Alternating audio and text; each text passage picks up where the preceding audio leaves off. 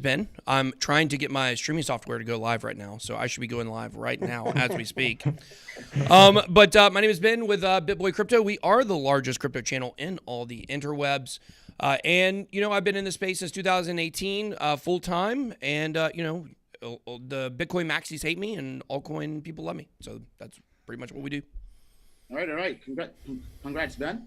Let's go to Alex.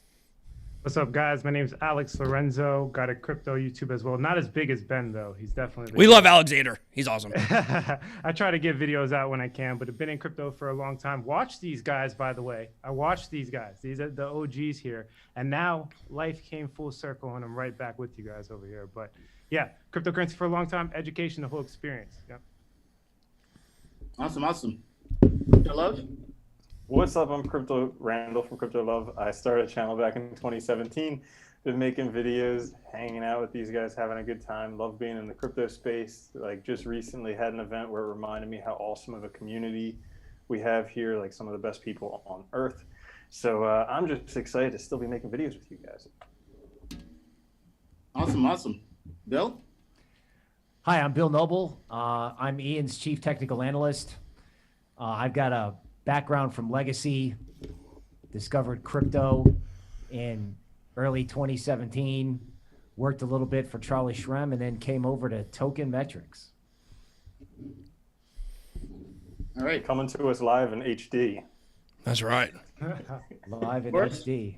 Close shave. Hey guys, my name is Forrest. I'm a senior cryptocurrency investment analyst at Token Metrics. The main part of my job is to sift through hundreds of cryptocurrencies every single week, hundreds of projects, and find the hidden gems that can 100x. I've been in crypto for quite a while now, and I also support the channel, the YouTube channel, and live streams with some content. Hold on. Sorry, guys. I'm getting no audio on my end. Just bear with me here. Apologies. Having some technical issues here. All right. Are they getting audio from us?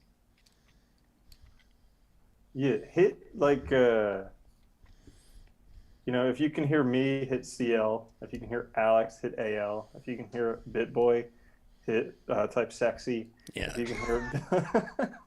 I like that. Anybody in particular you can't hear, or everybody? Issue is on my end.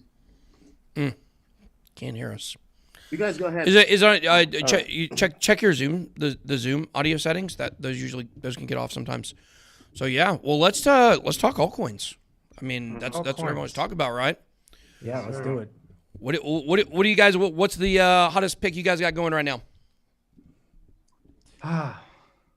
Pick? All right. Okay, go ahead, Ben. No, please, Alex. All right. So I go ecosystem wise. So specifically, I've been looking for closed blockchain NFTs. So I don't know. I kind of want to start the conversation around that angle. Do you guys have some NFTs that you've been looking at? I've been looking at specifically Flow. Oh, Flow. Yeah. Kind of hard to buy, I think, for Americans, right? Yep. So that's a lot of those times, you know, when you have those projects that are hard to buy, they're great opportunities. And what I'm finding is, because I've been talking a lot about NFTs on my channel lately, just did it today, did it a couple days ago as well, is that I'm finding a lot of newer people to the channels or to crypto in general. They don't know how to use Uniswap. So if it's not on Binance or Coinbase or one of these major exchanges, they don't know how to get it. So many people asking me how to buy Eternity, which is a big one I'm really big on right now. And it's just Uniswap. But, you know, then you got to have a video to show people how to use it. But what I think is really interesting about NFTs, if I could for a second, we just had a story that came out today. FATF, F-A-T-F, I like to call it FATF, is the Financial Action Task Force. It's like a multi-country body that works to try to straighten out, you know, they're like financial watchdog is what they are. And they came out today and specifically changed their wording to be where right now they're trying to go after DeFi projects, but they specifically said fungible tokens. So non-fungible tokens, NFTs today have pretty much got the green light. So I think we're going to see, you know, a lot of the NFT projects become what DeFi was in early 2020. I was literally going to ask that. So you think it's going to get like the $90 billion market capitalization and start jumping up relatively soon? Yeah, I do. I mean, I look back at early 2020 and I kind of slept on DeFi in the beginning of the year. And what started happening is you start having these projects that would pop up like Compound. It just kind of just zoomed out of nowhere. And you're like, oh, I missed it. And then what happened? It just kept going and it kept going. And all the DeFi projects just kept going. Aave, obviously, another one, like 68,000% or something like that returns, like insane returns. And so you started like catching wind that, oh man, this is popular, this is bubbling, but you felt like you missed it. But then it just kept going for like 6 more months. And that's kind of, I think we're right at that jump point right now. Dude, and you talk about DeFi coins pumping. I was looking at DeFi Pulse Index because that's basically like an index fund of the top DeFi projects, which makes sense because traditional investing, you can correct me if I'm wrong, Bill, but it's hard to beat just an S&P index fund. And this looks like a DeFi index fund. Yeah, and a lot of times, like with NFTs, like Forrest did some digging on this coin Audius, symbol audio. And what I'm seeing with this NFT phenomenon, like video, audio, art, and I feel like the next evolution of this NFT thing is going to just totally disrupt, like, the Googles, the iTunes, and all these music streaming services. Yeah. Because the music services are going to get into video, the music and the video guys are going to get into art, and then the next thing you know, you're going to have big artists coming in, buying these tokens so that they can participate on the platform. Consumers buying the tokens to get better access and also supporting their favorite artists. And when you start to hear the value propositions of these coins in this whole space, you start to go, this sounds somewhat familiar, except there's no big brother Silicon Valley player in the middle. And I'm like, well, no wonder this stuff is rocketing. It's not just it may not just be just the hot crypto thing of the moment. It may be a disruption of Silicon Valley, and we're even looking at stuff that could disrupt Wall Street. So this, like, what can crypto disrupt theme may be what's next. Yeah, super bullish on Audius. The token is audio, and it's a decentralized music streaming platform. And I think it has phenomenal potential for a lot of reasons. But the big reason is that it's pulling in non-crypto people. So these projects that can go and pull in non-crypto people, like Chili's, Theta TV, you go to theta.tv and you're on a video streaming platform. Half the people there don't even realize that it's built on blockchain rails, right? Audius, same thing. Decentralized music streaming, 90% of the revenue is going to the artists, 10% is going to the node operators, right? With Spotify, it's like, I think there's been like multiple songs on Spotify, big, like #1 hits with hundreds of millions of plays, and the artists make like $9,000 off of it. Huge issue that they're solving. So very bullish on Audius. Yeah, I think music is definitely going to be a disruptive force, or it's going to be disrupted by NFTs. And NFTs are not just for collectibles and even songs. Like, there's so many more use cases. Like, we're just breaking into like what's out there beyond collectibles. But the collectibles are getting super hot, and it is becoming very, very, very apparent that, this is the gateway of the mainstream. Like, it's so funny, right? Like, out of everything we've done over these last years, like, we made videos on like, oh, this could be the thing to bring the people in. It's a bunch of freaking trading cards, like that's what's getting them in. And they're so excited. And you see Mark Cuban and Logan Paul and, Gary Vaynerchuk. Gary V, he knows what's up. Right. He knows what's up for sure. Hopefully going to get him on the channel here pretty soon. And he loves attention, and he knows where attention goes. We're building our company kind of, on a lot of his models. And if he's telling you this is the next big thing. Yeah, I will. When you get him. Seriously. Yeah. Hi or V, I don't know. But the fact is that he knows what's next. I know you guys probably know. Some of you guys probably know, like, I have a really big TikTok account. I've been big on TikTok for a long time, and I was leading the curve on that. And I was watching Gary Vaynerchuk also talk about how big TikTok was, and was like a great kind of like validation of what I had been telling everybody. And now to see what's going on with NFTs, and he's on that same tip. And you look at, there's so many good projects right now in this space. Like, you got Chili's, obviously, which could end up being the leader in the space. And you have Ecomi, and then you have Eternity Chain. There's another one coming out that's not even out yet. Eureka, that's Ureeqa. That's another one people are super excited about. And you just got so many different use cases going on for these that, I mean, I think the next 3 months are going to be like super fascinating. And we could see Bitcoin kind of like top out at some point if it hasn't already. And this may be the altcoin super cycle going straight into NFTs. Dude, and Chili's is one that was on token metrics for a while. It was. before it Yeah. blew I up. noticed And that. I was doing the videos about the top coins on token metrics, and Chili's was up there. And I was Yep. like, how is this going to really actually do anything? And then, The team's great. Yeah, I had a great position on that I sold out. You know, 19-year-olds and 18-year-olds, they're not going to want a portfolio of stocks. No. They're going to want a portfolio of NFTs that they think are going to rise in value over time. Yeah. So these NFTs are not just, you know, to maybe my generation, and they're like, hey, cool cartoons and baseball cards, etc.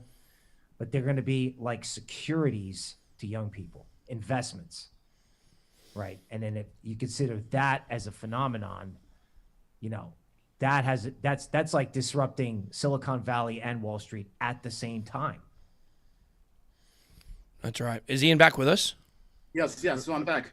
Having right. some issues here, so just gonna do a screen share and record this and post the video afterwards. Okay. But I've posted the live stream on your site, on your channel. All right. So what are you guys pumped for the most right now in crypto? Ian being back on the stream. Great to be back. Miss you guys. So you guys were covering NFTs. Yep. DeFi. Anyone here doing yield farming or anything in DeFi at the moment? It's a lot of I'm work. doing a little bit on Yearn. It's a lot of work, yeah. I'm doing a little bit on Yearn, safer places. Yeah, I got in on yield farming pretty early and have just been set it and forget it. The rates have been pretty solid throughout, and then permanent loss hasn't been that bad, especially on the Bancor stuff, obviously. But it's just been kind of a side portfolio, and it's just earning yield, and then I manage my other portfolio completely separately from my DeFi stuff. How about you, Randall? no, I kind of like the centralized finance at the moment. Like, I'm a big fan of Celsius. So, Yeah. I mean, you know, you have to sometimes look at the person behind the project. And Alex Mashinsky, he's a triple unicorn like Elon Musk.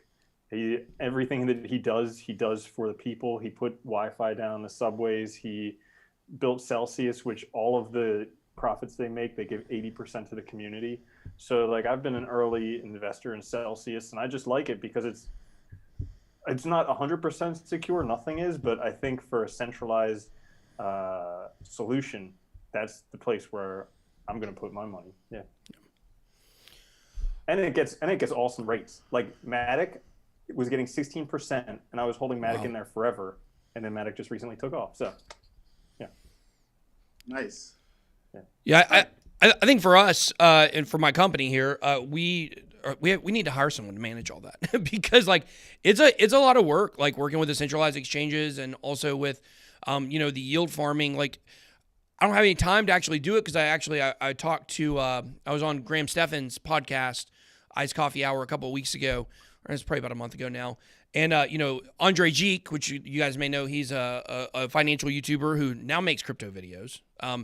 But he had done the episode before me, and he had told Graham, like, hey, I'm getting like 8% on USDC. Like, I'm just making all this money. And you guys know the traditional finance people. They're like, 8%? Oh, God. Oh, it's incredible. And so, like, he brought me on. He's like, now I know you're doing this 8% with BlockFi. Tell me how much money you're making with that. I was like, yeah, I just don't really have time to do it. He couldn't possibly fathom that. Like, he thought that was the craziest thing he had ever heard.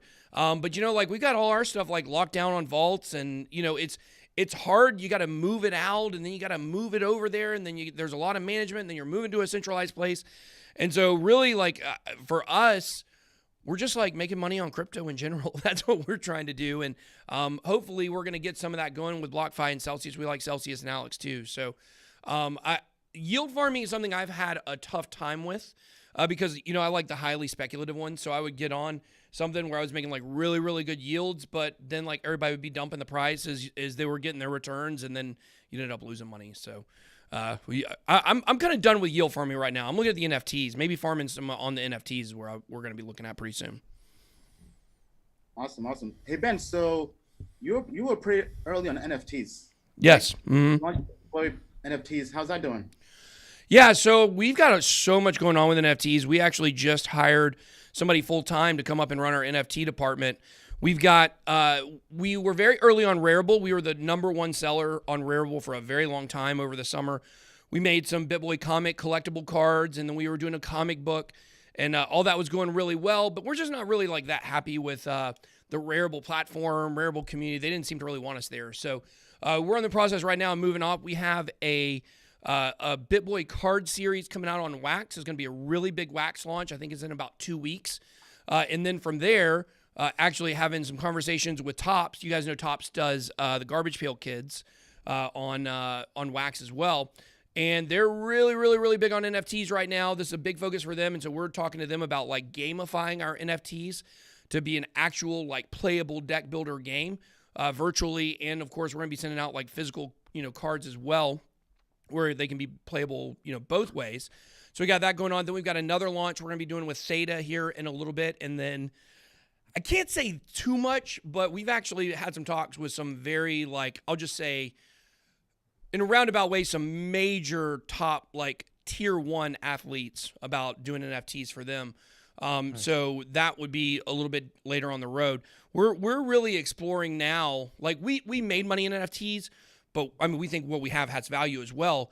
But really, we want to get kind of focused right now on helping the mainstream influencer, athlete, celebrity to be able to launch their own NFTs. Because they're looking and they're being like, wow, NBA sure is making a lot of money off our likeness. They, and the athletes themselves want to get a little piece of that, and they've got fans. And when you think about us in crypto, right? If we make NFTs and we were to, send that out to our community's going to go, they're going to support us and stuff. But imagine if you had Tom Brady who wanted to put out an NFT, all he's got to do is just go to Instagram, put up a link, and they're sold out in 1 minute. So, Yep. and a lot of people, they get really they're iffy about, is this a bubble? Is NFTs going to pop? And I just think eventually all the market's going to correct itself. NFTs are here to stay, period. It's funny you say that.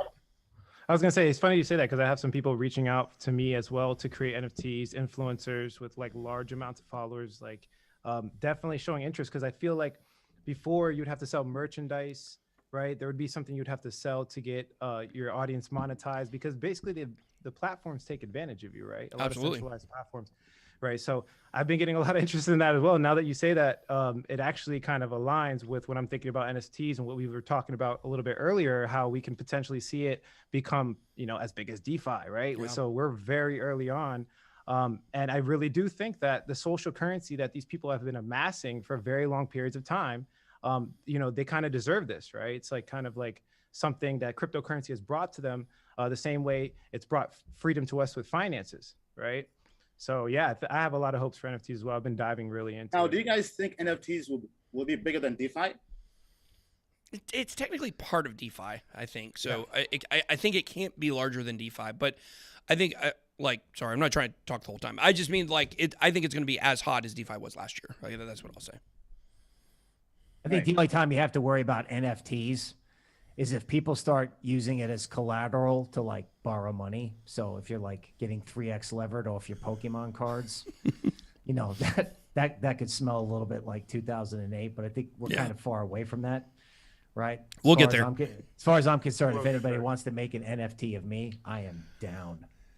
Yeah, I think one thing to keep in mind is there's going to be a flood potentially of NFTs, and how do you separate the good NFTs that are going to rise in value versus the NFTs that are like Beanie Baby? Remember when everyone collected Beanie Babies? And I remember seeing videos of people in divorce court separating their Beanie Babies out because they thought they were going to be worth millions one day, right? So, just because something's an NFT, does it carry value? Well, in this bubble, maybe, but down the road, once the market sorts itself out, it'll be interesting to see what actually makes an NFT valuable.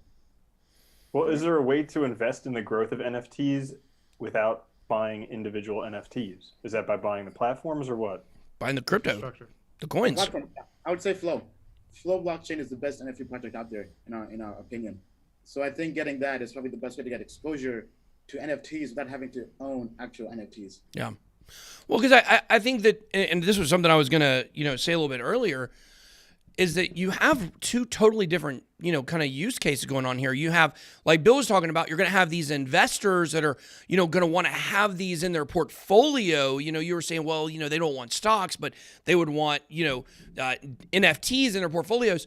But also, you're going to have people that want them because this is going to become, I've said I think they're like going to be the new tattoos. Like tattoos are phasing their way out, guys. I'm telling you, every kid born today, both their parents, are covered with tattoos. I was watching the NBA All-Star a couple weeks ago, and I was like, I cannot believe this is the first time I watched the NBA All-Star game in years and years and years, and like every player doesn't have full sleeves. Like they used to have full sleeves all the time, right?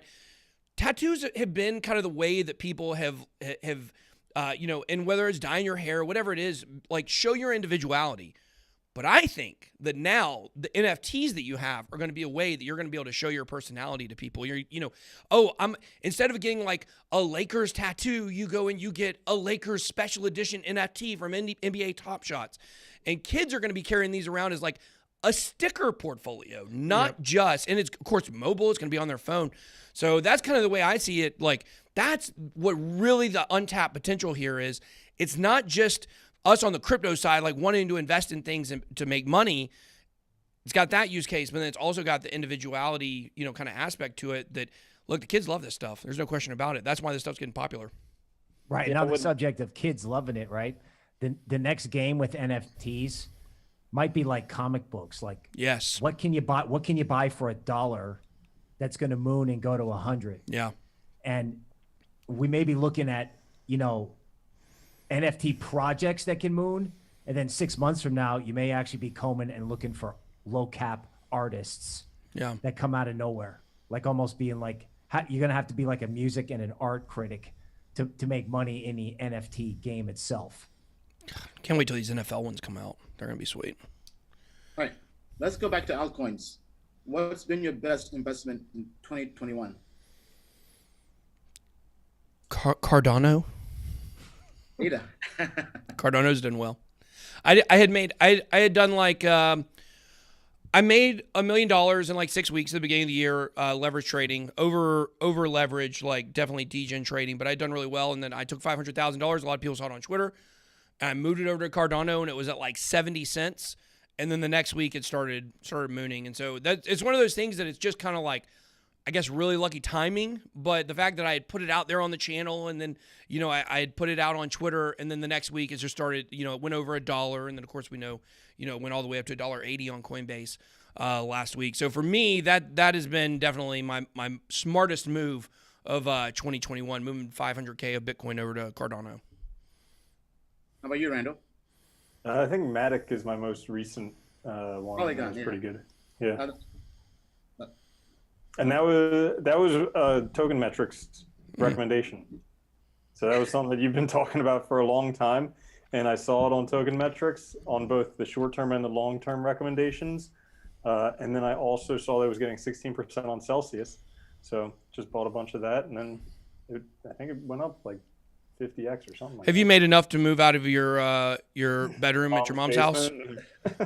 Or no? Because you've been in there for years. I'm never leaving here, man. I know. Got all these collectibles. These are pre-NFT. Okay, This is what it is pre. I don't see a BitBoy bobblehead back there. I'm a little upset. I'll get one eventually. Do they make them? I do have a custom one. I do have a custom one around here somewhere. Well, I'll add it to the collection when I get it. Alex, how about you? Yeah, I haven't quantified the exact percentages, but I think the best investment I made was probably getting into Yearn Finance at like 2000, the Mactic move. Polygon was pretty good for me. Made a lot of money on them, but I invest usually small amounts into a lot of different ones, so I lose track, to be completely honest with you. But Token Metrics, I think you got me on the Pi network. I've made a lot of money off that. PNT? Yeah, PNT. Definitely there. Yeah, made some money off of that. Wait, Pi Network? P Network. PNT. Yeah, P Network. Yeah. Oh, PNT. not Pi Network. Because whenever Pi Network goes public and is tradable, I'm going to be rich. So, do you guys know what that is? It's the PNT. P Network. Yeah. Yeah. Pi Network. What is that? Pi Network is like It's kind of like one of these things where people outside of crypto know more about it. Even though it's supposed to be cryptos, like these professors at Stanford, they created like a mineable network where it's community mining. I mean, kind of like Electronium or something like that, but it's not tradable. And so there was a rumor it was getting on exchange. So I like made a little video about it. Like this could go on exchange one day. And so, anyways, I got like a ton of referrals, and I've got definitely a lot of it, but I don't know if it'll ever actually go on a site. So. It's won a lot. It's one of my, a video I did that got a lot of views because there's, like I said, it's one of these things inside the crypto community. People don't talk about it, but like people that are outside of crypto for some reason, it's something they are very interested in. They hear about, kind of like BitConnect, I guess. It's not like BitConnect. I don't mean that. I just mean, something that like goes outside of crypto. Forrest? Yeah, so probably yield farming Bancor when it was under $1. And the APYs were absurd, like over 100%. So that one's yielded a lot. And then also leveraged trading the Bitcoin move from the dip down to 28, 29K all the way up to 58K. Just leveraged on Polkadot, Ethereum, and Bitcoin on that big move. All right, Bill? We've got an analyst who did a report on a coin called Perp. It's like a derivatives futures play. This guy came out with this in January. I grabbed some. It's like this guy came out with the report. It was like at the absolute low. I look at Perp and I see a disruption of not only the crypto derivatives platforms, but I feel like it could disrupt traditional futures as well. Perp went, I don't know, from 2 to 8, hung out, got listed on Binance, spiked up to 16. That was nice, and then came back down to 8. And, I think this whole idea, like, alpha is another one we're looking at. This whole idea of disrupting Wall Street puts a smile on my face. Yeah, you think Wall Street, especially making money off of it. You think Wall Street's going to be like Blockbuster one day, just like completely eclipsed by Netflix? Yeah, I mean, I think that they are going to have a really tough time figuring out how to get involved. The way they're probably going to do it is to try to build gateways from the centralized legacy finance system into DeFi.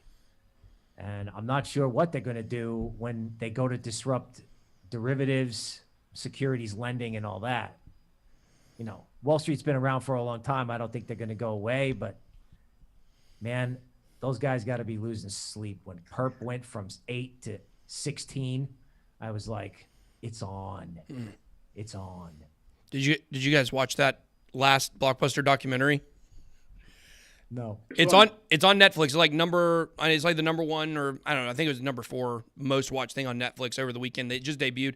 It's like so funny. Like it's Netflix created a documentary about the last Blockbuster. And isn't that ironic? It is. But I was watching it and I really was thinking like, like my kid, for instance, so my kid, my 5-year-old, I've got 3 kids. My youngest, when he went out with my mom and my grandma for, a little trip the other day, and they texted me, they're like, why does he keep talking about why he hates banks and they won't let him spend money? And I was just like, all right, he's been around the house for a little bit, because it really is like the banking system really is archaic and it really is going away. Like it's just a matter of time. When you you can't even spend your money. They don't have your money there. That's why like if you have a debit card, they won't even let you spend over X number of dollars because that's an actual purchase coming out. And while I was watching this Blockbuster documentary, like I was thinking like, wow, we're going to see a documentary about Wall Street and the banking system in about 20 years, except it's not going to have the nostalgia because nobody loves banks. So it's just a matter of time. And it really is. I've always said, like, I've just got this phrase I've said for a long time, the safest job in America in 1995 was Blockbuster manager. Like who would have ever thought that, that would totally go away. There's one left in the world right now. It's in Oregon. And they sell T-shirts, right? That's all they do. No, they have the lady. Her name is Sandy. I love Sandy. Seems like such a nice lady. She goes to Target every Tuesday morning and buys all the new movies and goes there and puts them on the shelf. And so they have a lot of movies there, and people visit it because, well, number one, it's near Portland, so the people are kind of weird. No offense, Portland people. And number two, they go there for nostalgia. People visit it from all over the country, and it really it's a powerful message of if you don't adapt, you die. And, you know, I definitely think with crypto and NFTs and DeFi and everything coming, the banks are scared. Bank of America said that. They said, yeah, Bitcoin's great, but this DeFi thing, we got to really watch out for, you know? So they see it coming. So what project do you guys think is going to die? Is it Bitcoin? Is it Ethereum? What's the future? Interesting. I mean, I'll jump in and say that I'm not going to say it's going to die, but I think it's set to bleed badly. And what I'm talking about might come as a shock, but Bitcoin. I think Bitcoin, we've seen this narrative of Ethereum suffering because of its scalability issues. And then you've got Matic and Zilliqa and all these faster, more scalable blockchains, smart contract networks like Solana coming onto the scene and benefiting, right? I think we're going to see that same narrative for at least a period of time, whether it's a couple months, whether it's 6 months or a year, I don't know. It might just be a couple weeks, but where Bitcoin's scalability issues fall under a microscope and we see stuff like Litecoin, Bitcoin Cash, Nano, all these digital cash solutions that you can actually spend, because people have built up wealth in Bitcoin and a lot of them want to spend it, but you can't spend it unless your purchase is large enough. Same thing. It's the same narrative as Ethereum gas fees being high, right? There's a lot of trades you can't make on Uniswap right now unless you have enough money to justify the transaction fee. Yeah. And I think we're going to see that with Bitcoin for a period of time. Do I think it's going to kill Bitcoin completely? No. But do I think it's going to make Bitcoin bleed, or could it even be the catalyst that sends us into the next bear market or next correction? I think it could be. Yeah, the catch up. Oh, Bill. Okay. No, go ahead. Okay. Yeah. I just want to challenge that a little bit. Like, sure. you may be right with Bitcoin, but I just saw a chart the other day that kind of blew my mind. I saw it over on DIY Investing, and he basically had the Bitcoin USD versus M1, the total money supply. And in terms of that chart, Bitcoin is not even where it was back when it was at $14,000 in like July of 2018 or 2019. So like, because they've doubled the money supply since COVID started, Bitcoin compared with overall money hasn't even, in what I think, hasn't even seen a bull run yet. Like, we've just seen the Bitcoin price go up because they're printing money and everybody's dumping money into Bitcoin. I don't think we've even seen the beginning of the 2021 bull run. Yeah, I would have to push back too. Like, I understand what you're saying. I mean, obviously Bitcoin is archaic and it is not the best technology, but kind of like Bank of America said, I keep going back to that report because it's just so fascinating. The number one use case of Bitcoin is that it appreciates in value, and that doesn't matter how fast it is. And I know all these corporations. Did they really say that? Yeah, they literally said that. They said its number one trait, why it's good, is because it appreciates in value. Bitcoin is digital gold. Bitcoin is not anything more than that. Nobody wants to spend Bitcoin. And as long as that's the narrative and nobody wants to spend it, then it's going to keep going up in value. And you see Michael Saylor driving that narrative and Elon Musk driving it. And I don't think that's going to change. But in terms of, you know, I do understand what you're saying, though. Like, I get the point. If Bitcoin was trying to be a currency, then I think that would matter. But I think we are going to see, like, projects that I look at in the future as having a real hard time are ones that are older technology that, you know, are trying to accomplish, like, actually being a digital currency. Something like Bitcoin Cash or something like Litecoin. And there are just far superior ones out there. I mean, like Nano, for instance. Nano's kind of a meme, right? Like, Nano's a meme from 2017. Or the old meme was Rayblox. But Nano is way faster. Dash is way faster. You have these that are super, super fast that, you know, basically, I mean, Digibyte's another one that's super fast. And so I don't really see a use case for Bitcoin Cash, honestly, rising up. I think that if you look back, you know, if you go through all of the projects, sorry, I'm holding my comb. If you go back and you look at all the projects from 2017 when they were at their peaks, all of the projects that were, you know, that existed, that were running, that had been around for like a year or 6 months or whatever, and you go back and you look at Bitcoin Cash, like, it will, I don't know if it'll ever top its 2017 high. And we know what it was. I mean, we know it got launched. It was crazy on Coinbase and all that stuff. But I think Bitcoin Cash is one that I kind of look at. And of course, you know, you have the XRP stuff as well, which who knows what's going to happen there. So do you think that we'll ever get to a point where people won't want to have their checking accounts, their day-to-day purchases done in dollars because of potential inflation? And if so, what do you think would step in to replace that? Stable Yeah, coins. they're gonna want to use Fed coin Yep. because because that's probably the only legal currency that will be accepted in certain countries. Some type of stable coin. Yeah. Alex? I'm thinking the same thing, like centralized coins. I would say something like I don't know, Binance Chain, XRP, EOS, definitely Tether. I mean, I haven't looked too deep since recent news, but from what I've seen, things like that might die. Now, when it comes to specifically the Bitcoin thing, I'm kind of on the same train. I would say that it's appreciates in value. It's the household name. It's kind of like the rare NFT Michael Jordan rookie card of currencies. I feel. I don't think it's going to go away too easy. But yeah, I understand the whole scalability thing with Ethereum. When do you? I just want to ask you guys this. Probably know a little bit better than I do. When do you think Ethereum 2.0 is going to eventually come to fruition? Like seriously, like do you think it's going to solve the speeds and the fees? I think so. So ETH 2.0 is going to launch probably in 1 or 2 years, depending on when they launch their technology. But I think with rollups from Optimism to ZK rollups, Ethereum is going to scale. I think Ethereum is the future. I think the whole issue with transaction speed will be resolved probably this year. Interesting. I would say I have faith that Ethereum is going to fix the problem. It may be 2023 is when they say supposedly it's going to be done by, but I don't think there's any way possible Ethereum's going to keep going if it doesn't, roll out faster.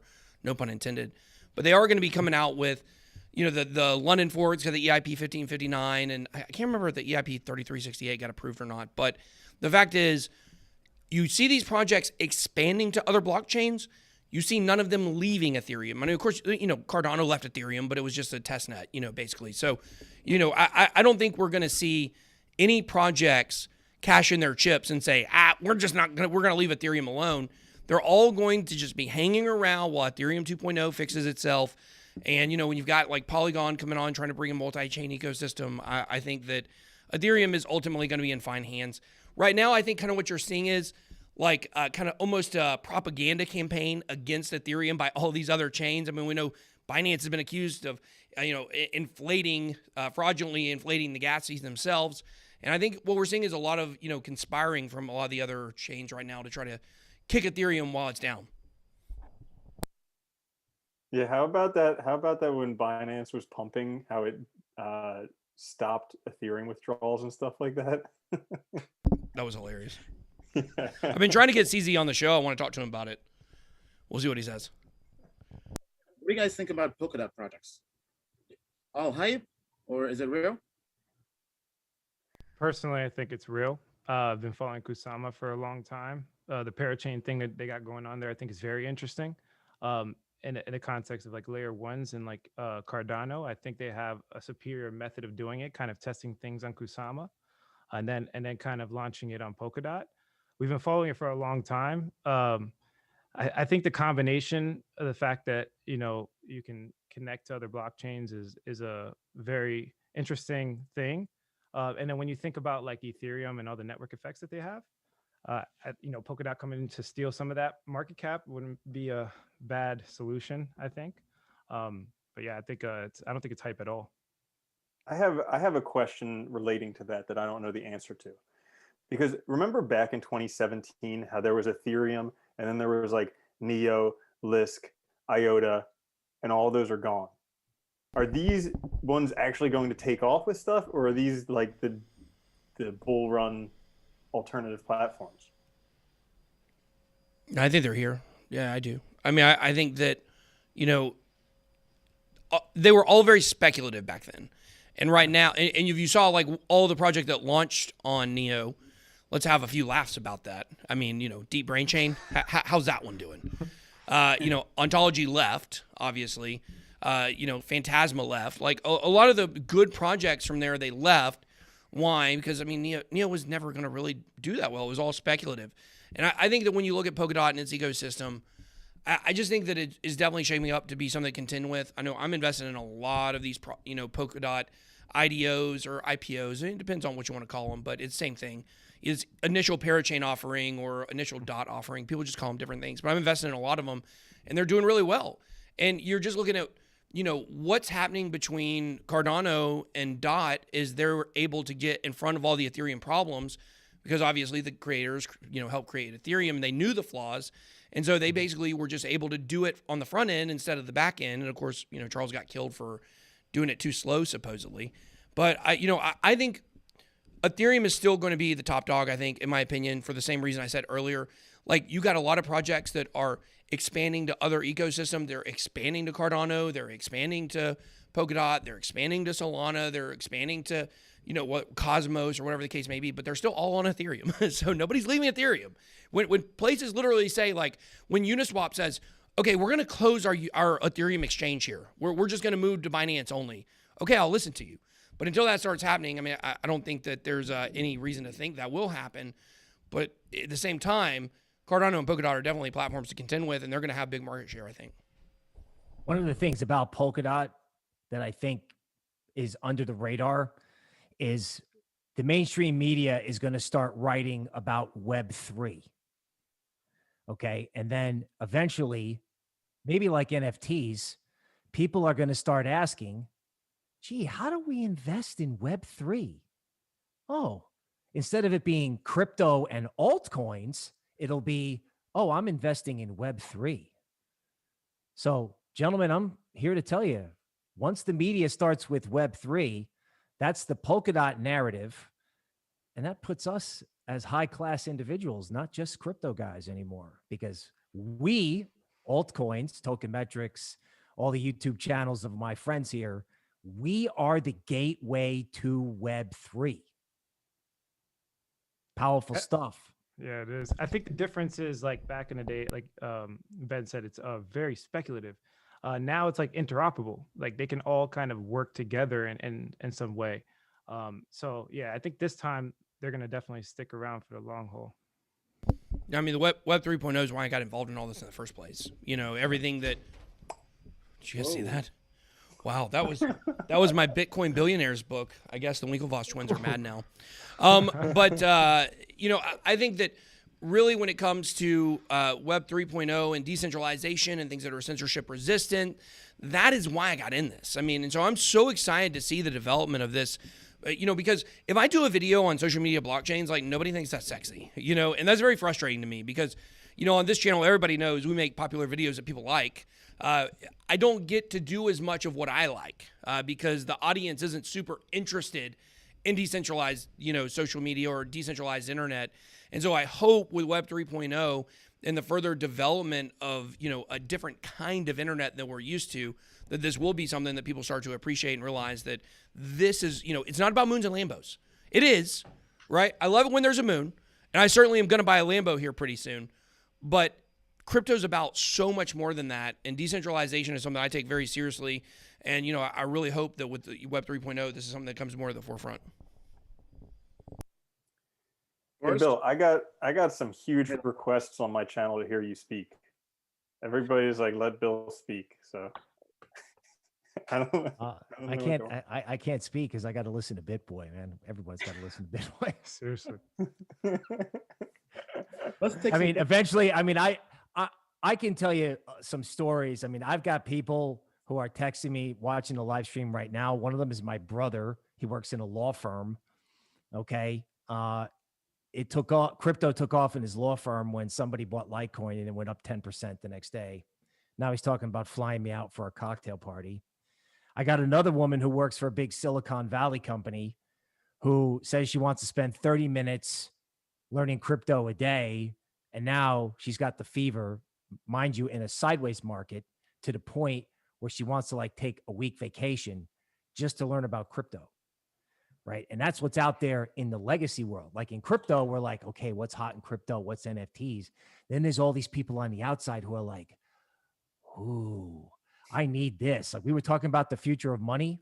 I bet the future of money is PayPal or something that allows you to put the crypto in it And if a gallon of milk goes to $4, well, you're okay because the crypto in your PayPal, the Dash, or, the Bitcoin or the Litecoin took off. So you got the money on your PayPal card to pay for it. And there's people out there, when I run that PayPal analogy by them, or I run, hey, one day, you're going to have a centralized bank and a decentralized bank. They're like, really? And I knew everything changed. My brother asked me for some symbols on Coinbase Pro, and I gave it to him. And then I realized the world changed when he came back and said, hey, Bill, is Bancor, is that DeFi? That was the first time he said the word. He's like, is that DeFi? I'm like, yes, Greg, that was DeFi. And he's like, yeah, how many Gregs are out there? How many people like this lady who are like, oh my God, I just bought some Litecoin or I just bought some Dash. What, I got to get Uniswap? How do I get what? MetaMask? I mean, the things that we take for granted, there are people out there that want to learn this so bad, their hair hurts and their teeth itch. I'm serious. And they're coming. So, I know there's a lot of things that may work against crypto, but, it's like that don't short the quiet market, right? And I could feel that legacy herd just like, I don't know, just like warming up the engine. So, all right, enough of me. All right, let's take some questions from the audience. Ben, any questions from your audience? Let's see here. I didn't see any. I mean, well, let me ask you guys about this. Somebody's been making some super chats about this coin. It's a coin that I'm a big fan of right now. What do you guys think about Phantom? Talking to the United Nations. United Nations wants to hear him talk. They got a lot of stuff going on, behind the scenes. So our team we've looked into Phantom. From a tech perspective, it's solid. In terms of actual fundamentals, that's something we'd have to look deeper into. But tech-wise, it's a pretty good project. So you guys specifically, my only thoughts, we're looking for the newer ones. From my understanding, it's a little bit older, so I can't specifically comment, but I remember a lot of good things. Smart contract platform, ERC20 token probably has faster transaction speeds. And when it comes to that specifically, you guys know, at least on my channel, we're looking at like the top ones specifically because they're going to win most of the time. So the game's all about like concentration and picking and choosing. I haven't jumped into it deep with Phantom specifically. My suggestion is do it. You think so? Yeah, I hear things. I hear things about Phantom. Well, there you go. You guys are gonna want to pay attention to it. But I think that is like you bring up a very valid point because obviously most of the time on every channel we're talking about the major coins, and when you start talking about a coin like Litecoin or Bitcoin Cash or Stellar, like those aren't as sexy as the DeFi projects. And we really are like kind of seeing a changing of the guard.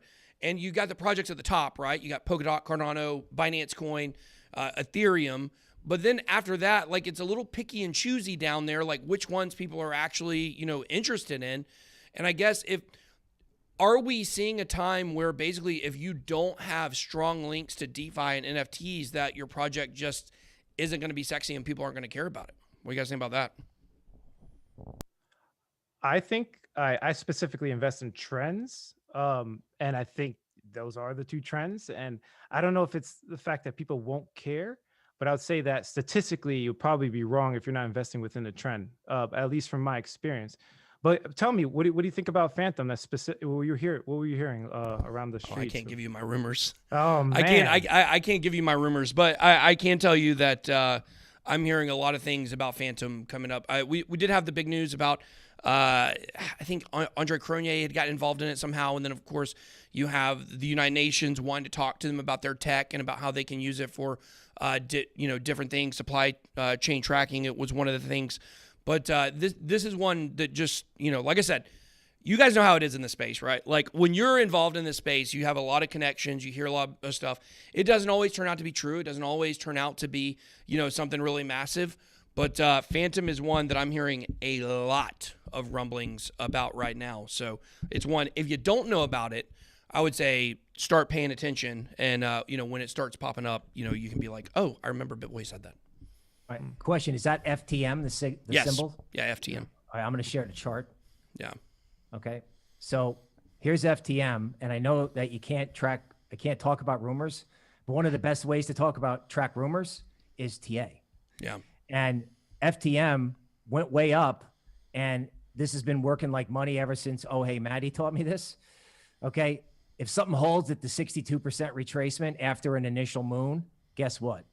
The guys at the 62% retracement, those are the real smart money buyers who are buying the dip. So a little chart, 2 cents there. Nice. So I'm right. Thanks. So somebody keeps saying Johnny Sins. Who do y'all think is Johnny Sins? Is it Crypto Love or is it Bill? Because I don't know which one. Y'all look like y'all could be almost the same person. Maybe. I mean, you're both bald. That's all I got. I'm just trying to figure out which one of you they're talking about. They keep talking about one of you is Johnny Sins, and I don't know which one. I know who he is from TikTok. It's an interesting character. All right. Forrest, what do you think? What's your top project right now? Yeah, so I think answering that and then answering Ben's other question kind of go in the same vein of the trend that the two trends we're seeing are DeFi and NFTs. And if your project isn't connected to one of those two things, is it dead? And I think there's a third narrative that is interplaying with DeFi and NFTs, especially NFTs. And it's something I mentioned earlier, and that's bringing in non-crypto people. And that's what NFTs are doing right now, in my opinion. NFTs have the power to just bring in, there's a wider array, a larger volume of people. And when you can bring in non-crypto people that aren't, crypto geeks like us, they have a lot of money and there's a lot of them. There's more non-crypto people than there are crypto people. So to answer your question, not to just harp on the same project, but for me, it's Audius, because I think that they're building a decentralized music platform and they're bringing in non-crypto people into the crypto space. They already have, last I checked, like 2 weeks ago, they had 3.8 million users so far in the month of March. So they're growing exponentially in their user base, and they have incredible backing. So if you had to ask me what project am I the most bullish on right now, as far as small caps go, or small to mid cap, it's like a $200 million market cap, Audius. Anything that can bring in non-crypto people, I think that's going to be a huge narrative and a huge trend that's not as obvious as NFTs or DeFi. Those are the obvious ones, but the reason NFTs are so hot right now is they're bringing in non-crypto people. And if you can find projects that can do that, it's like a double whammy of a hidden gem. What's more important, retail investors coming into crypto from other sources, or big money institutional investors that already know about crypto? Well, to make the price go up, it would be retail investors, because the big boys buy it over the counter and we don't see that in the books. That just changes supply. So if we want the Good price point. to go up, the answer will be the retail FOMO. Yeah, or retail investing. So instead of doing, my brother, again, going back to him, he's like, should I just do the dollar cost average, like put so much money in every month with crypto, just the way I did my S&P fund? I was like, well, you might want to be actively manage and pay attention to your crypto, because, there can be the 40% uh-ohs. Okay. But yeah, I mean, it's the guys who are doing Schwab and TD Ameritrade or S&P mutual funds all of a sudden figure out that they're not going to wait for their financial advisor to tell them to do crypto. They're going to be like, I got to get 15% of my money in this now. I mean, I knew that legacy was coming when I had a woman connect with me on a dating app who was a financial advisor who wanted to learn about Oh my God, crypto. that's hot. Wait, Bill, tell me more about your dating life. Hey man, I work for Token Metrics. You know what I'm saying? So it's pretty good. One thing that I wanted to touch on there, as you said, dollar cost averaging. And so for like a long time, I was very pro dollar cost averaging, and I still am, because it's like the easiest way to get in at a good price. But there is an article on Medium about dollar cost averaging Bitcoin. And it turns out that, I don't know the exact percentage, but it's something like 78, 79% of the time, you're better off just plopping all of your money in, as long as it's not the top of a bull run or coming down. I made a whole video on that. But so dollar cost averaging, I've been doing that since I started in crypto, because it's just easier. But if statistically, it seems like plopping it all in. As long as you're not buying the top, you're doing pretty good. Yeah, I mean, I know a guy who got his grandma into dollar cost averaging, and he's just like, you know, her average price is 10K and she's never selling. Yeah, it's awesome. That's it. What do you guys think about the Coinbase IPO? They just pushed it back today, right? They pushed it back to April. They did. Yeah, I think so.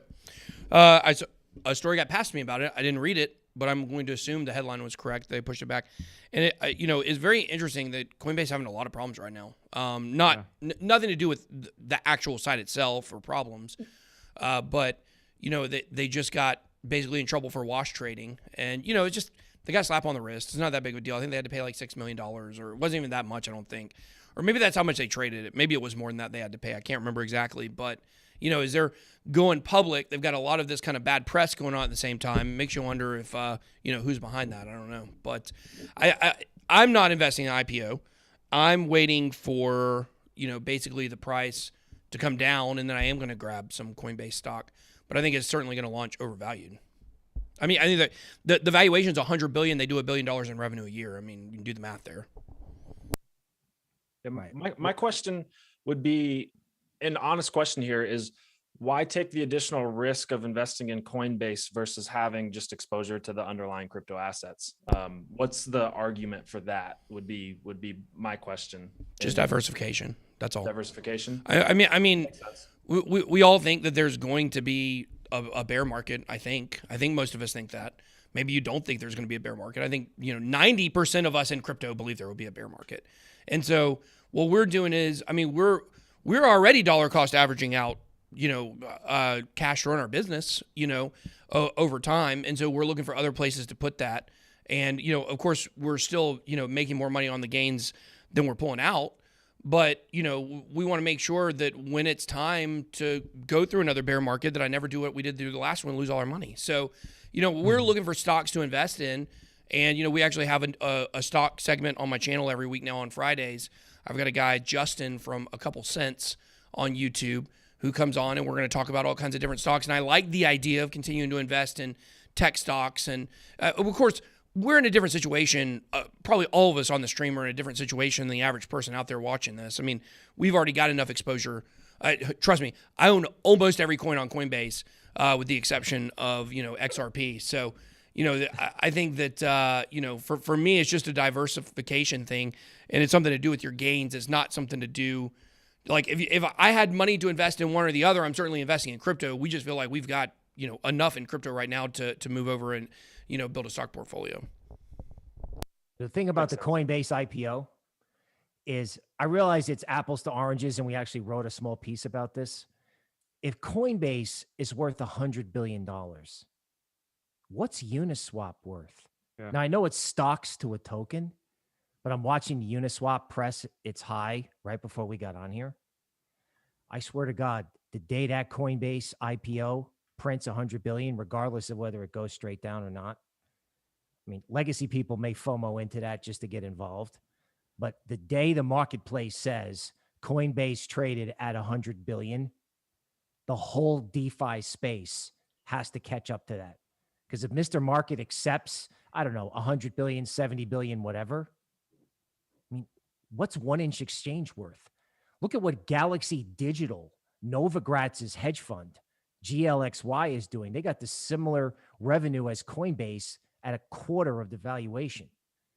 So the thing about the Coinbase IPO is if Mr. Market acknowledges that as legit, the whole crypto space is too cheap. All of it. Hey, Bill, your dating life, maybe even better. Stephanie in my chat just said you have a really nice smile. A lot of people asking about that dating life in my chat as well. Okay, do you guys want the truth? Okay, Yeah. so currently, I just moved to San Antonio, right? So I'm working in a crypto firm. I'm in San Antonio. I'm near the Riverwalk, and so far, it's actually been kind of a flaming disaster. It's like crypto's going well, right? But like, you know how you try to buy that nice altcoin and then it just like goes to zero? that's what it feels like is happening. Now, naturally, if we can use the live stream experience and, when people find out I do podcasts and YouTube, that does make me cooler. I am 51 years old. So there's hope, okay? Because the bigger the base, the higher in the space. And right now I'm making a base That's what she at a said. very low level, hoping for the moon takeoff. So that's, as we say at Token Metrics, that's the market update. So ladies in the Santa Fe area or San Antonio area, make sure to hit up Bill. Yeah. He's got a nice Yes. smile. And he's a young 51. I mean, got a long time left. Yeah. Mhm. I want to be here for 5,000 Ethereum. Go ahead. Hey, baby, you want to see my NFT? Oh my God. I don't know if that's going to get them. I don't know. This is going to go degen fast. Look, I'm married. I've been married for 12 years, okay? I'm out of the game. I've been out of the game for a while, so I can only live vicariously through you. So tell us more of these dating stories. We'll have to have a live stream about just that.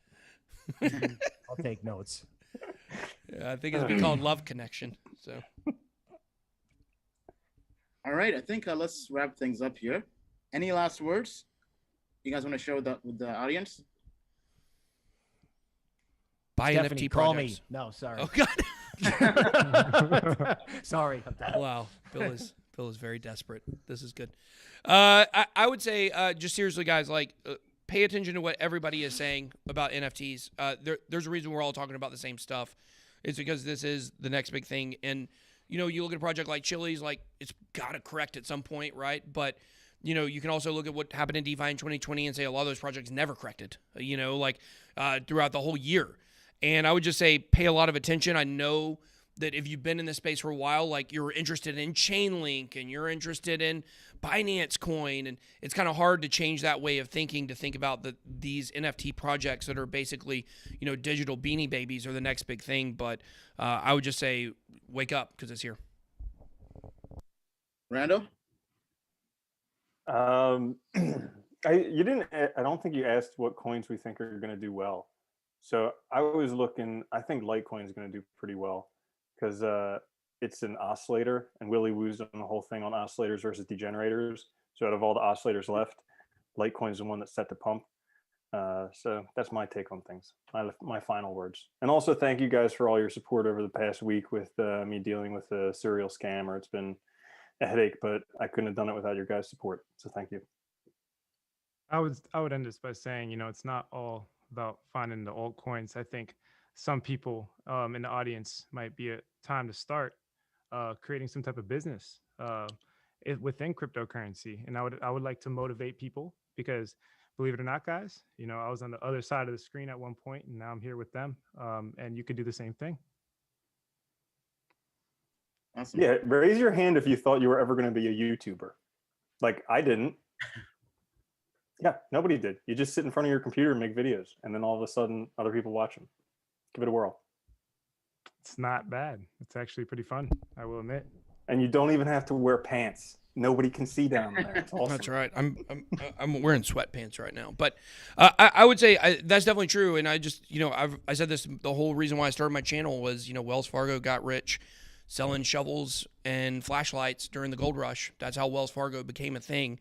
And so I always tell everybody, if you want to get involved in this, it's not just about going and mining for gold. It's how can you sell shovels and how can you sell, in cryptocurrency, what we all do, we sell education. I mean, it's free. All of our content here on YouTube is free, obviously. But, something happens along the way when you're doing that. You also get super educated yourself and you learn to make better investment decisions. So it's kind of a win-win-win situation. So I'd encourage anybody that wants to get involved. That's a great way to do it. Boris? Yeah, I'll echo that. The sentiments already that have been mentioned, but I'd also add just what we've been talking about is pay attention to the narratives, right? The narrative right now is NFTs. The narrative has been DeFi. When the next narrative does come along, make sure you're on that. But right now it's NFTs and DeFi, so pay attention to the narratives.